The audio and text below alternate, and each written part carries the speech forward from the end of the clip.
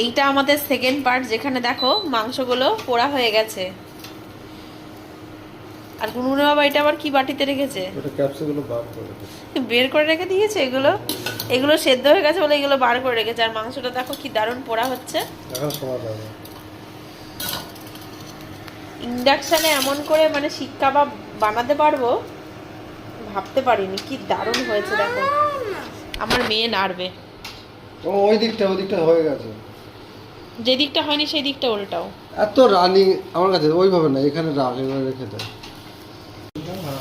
এইদিকে আমাদের মাংস রান্নাও প্রায় হয়ে গেছে। দেখো মাংসের কালারটা কি দারুণ এসেছে। দু রকমই আজকে খাওয়া হবে রাত্রিবেলায়।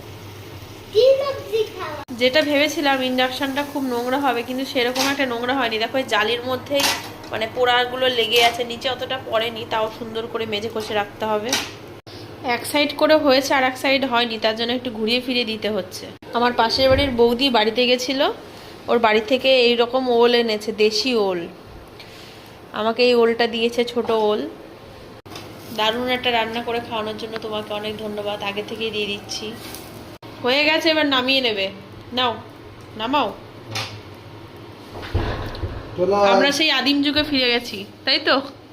এই কেন আদিম যুগের লোকেরা মাংস পুড়িয়ে খেত, আমরাও তাই করছি। এই দেখো সুন্দর করে প্লেটিং করে নিয়েছি। এবার শুধু একটু টমেটো সস দেব। এক পাশে অল্প করে সস দাও বাবা। সস একটু কাসুরি। বাস ভালো লাগবে। আর সস দেবে না? একটু কাসুন দিয়ে ওই সাইডটা দিয়ে বাস। একটু টেস্ট করে বলো কেমন হয়েছে। টেস্ট করো একটু। একটু লেবুর রস উপর দিয়ে দেবো হালকা।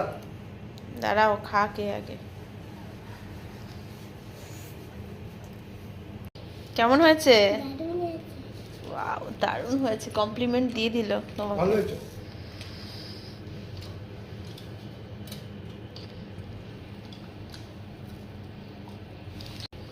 দারুণ হয়েছে।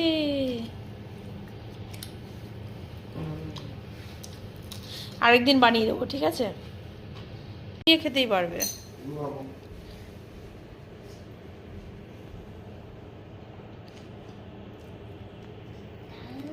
যা এক্সপ্রেশন দিচ্ছে।